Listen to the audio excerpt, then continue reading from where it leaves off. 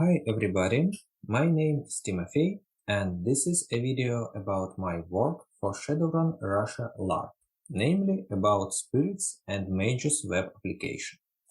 Here is a little bit of context. This LARP took place last summer.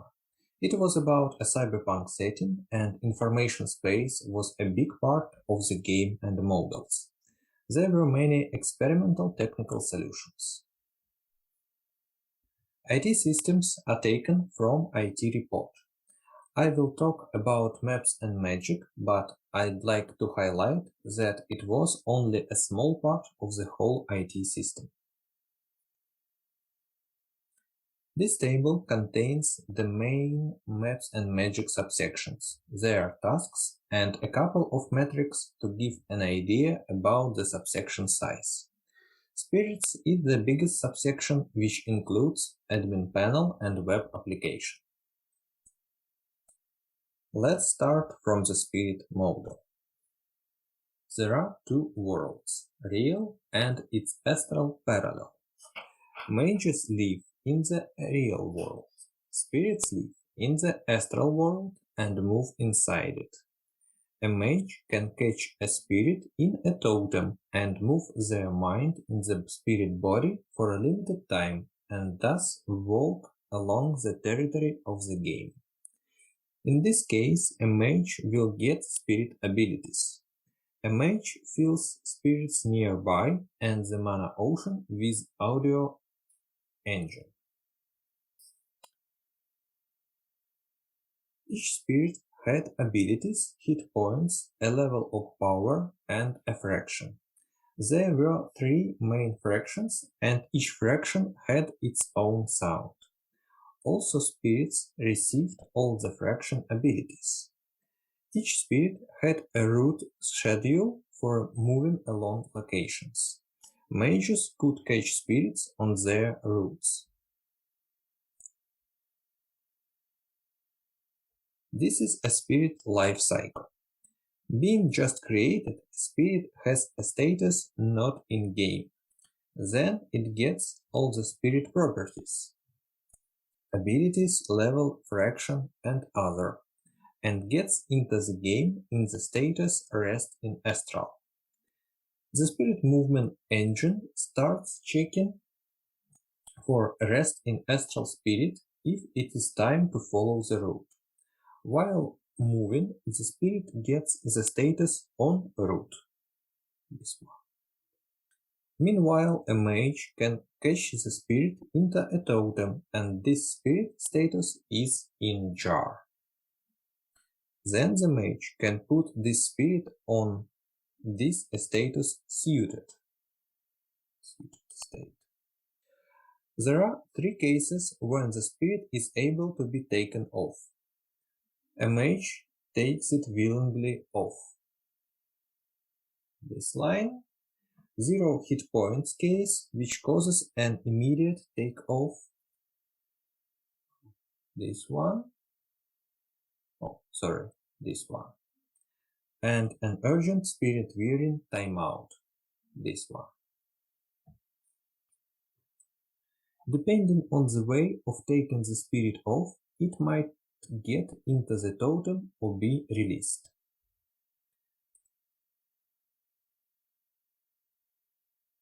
This is the text description of the spirit status change. We have a set of predefined routes for spirits. Each route has a name, time to stay, and a location list to visit.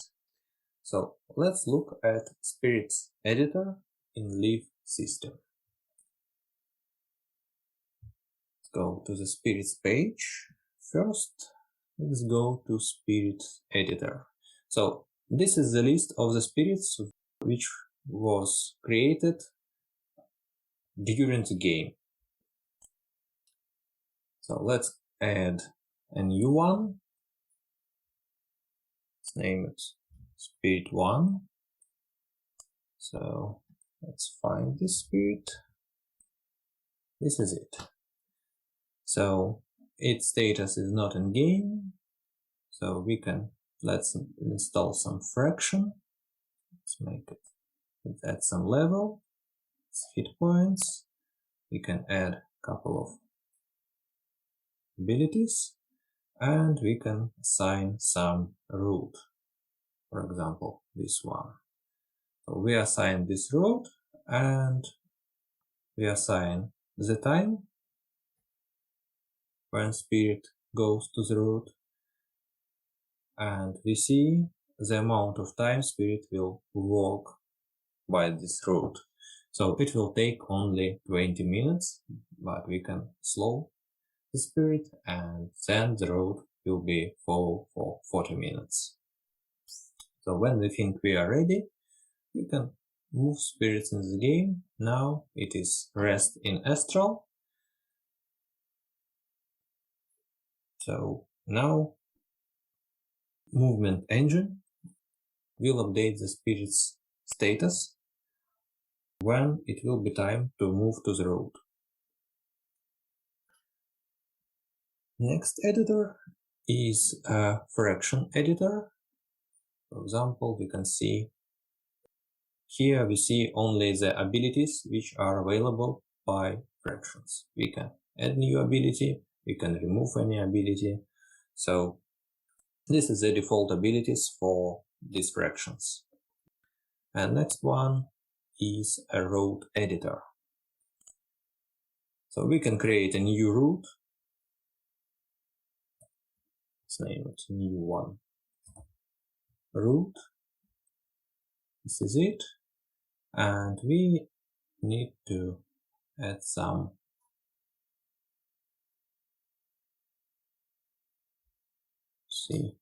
we can filter the waypoints, and let's add a couple of waypoints,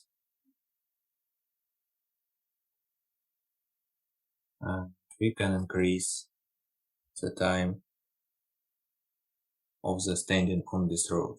So let's go back to our spirit and add a new route,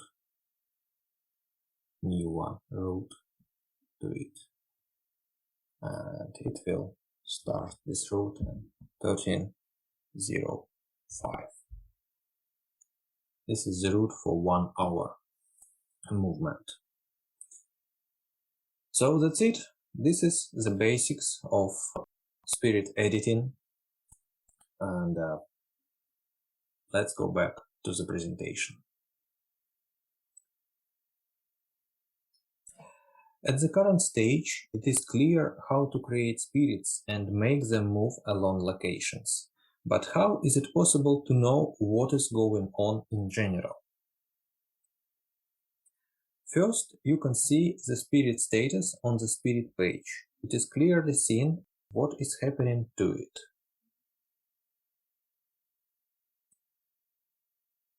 Second, in the spirit map, you can see where spirits stay right now. And third, in the route review, you can visually observe the spirit movement, where it is now, when it will start moving, time of route intersection by time, and so on. So let's look. This is in leaf mode. For now, we see that our spirit is rest in astral, but let's try to find some spirit en route. Oh, en route. List of spirits en route. This is it.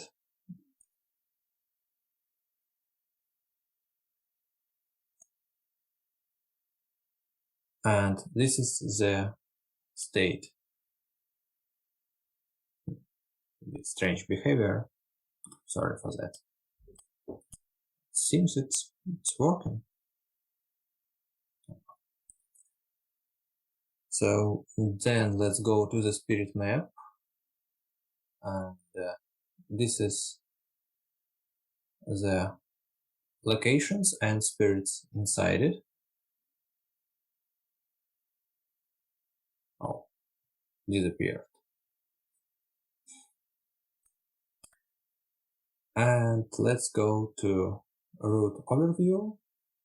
This is the full list of spirits, and this is 24 hours timetable, so we can see when the route will start and how much time spirit will move by it.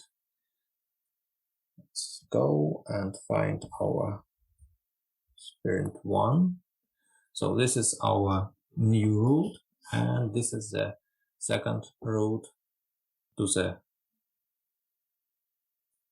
grid. So a red line is the current time. This is the Moscow time. And we can find something. So for example, yes, it seems some bug in the code base. I will try to find it. But now this spirit should be in the mastering route, and it shouldn't blink.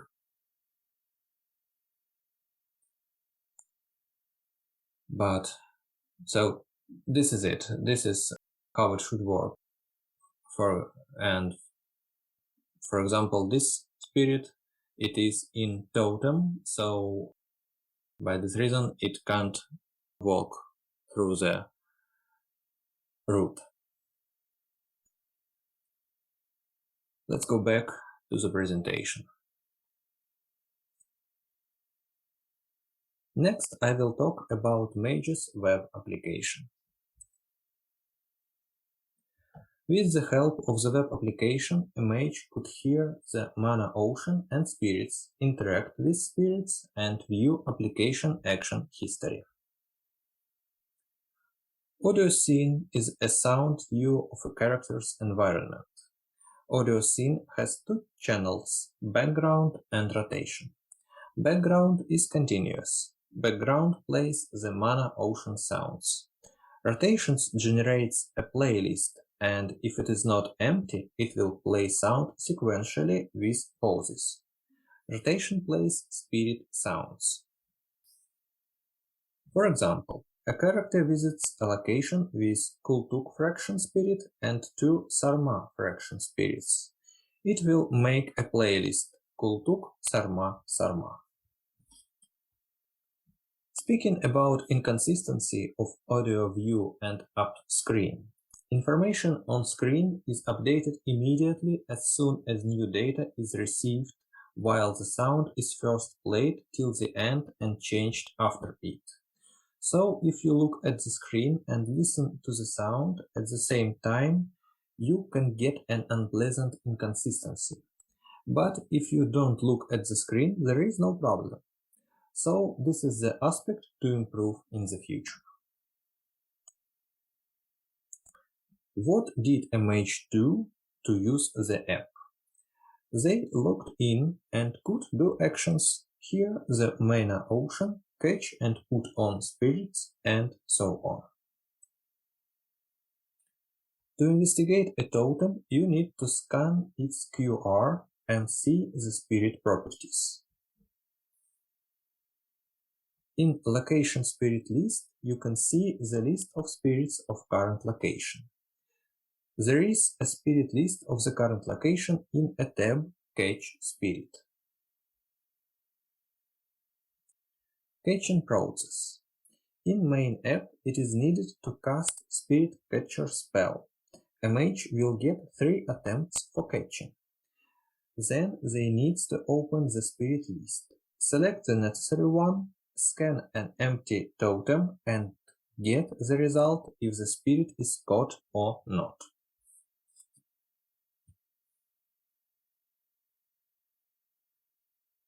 A mage can free a spirit at any time. It is just needed to scan the totem and let it go. Putting a spirit on. Scan an empty body storage for a mage body. Scan a totem with a spirit. Press Suit and spirit is put on. There comes a message about the time of wearing the spirit.